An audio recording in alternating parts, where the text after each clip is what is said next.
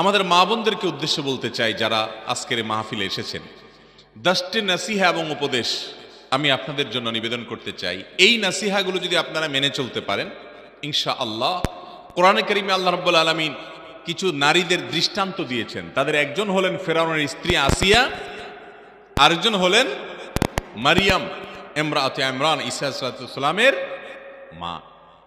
তাদের মতো এবং নবী করিম সাল্লাল্লাহু আলাইহি সাল্লামের পত্নীগণ মহিষা আয়েশা রাদিয়াল্লাহু তাআলা আনহা সহ উম্মুল মুমিনিন সহ আরো যারা ছিলেন তাদের মতো হতে হলে আজকের এই যুগের সকল চ্যালেঞ্জ এবং প্রেক্ষাপটকে সামনে রেখে 10টি নসিহা আপনাদেরকে আমি করতে চাই। নাম্বার 1, ঈমান তো থাকতেই হবে, সেটা আমি আর পয়েন্টে আনলাম না। 1 নম্বর হলো 5 ওয়াক্ত সালাত ঠিক মতো করতে হবে। আমাদের মা বোনদের একটা সমস্যা হলো, অনেক মহিলারা আছেন টাইম মতো নামাজ পড়েন না। যেহেতু পুরুষরা জামাতে নামাজ পড়ে, তাদের জামাতে সালাত আদায় করার জন্য একটা গুরুত্ব থাকে, মা বোনরা বাসা বাড়িতে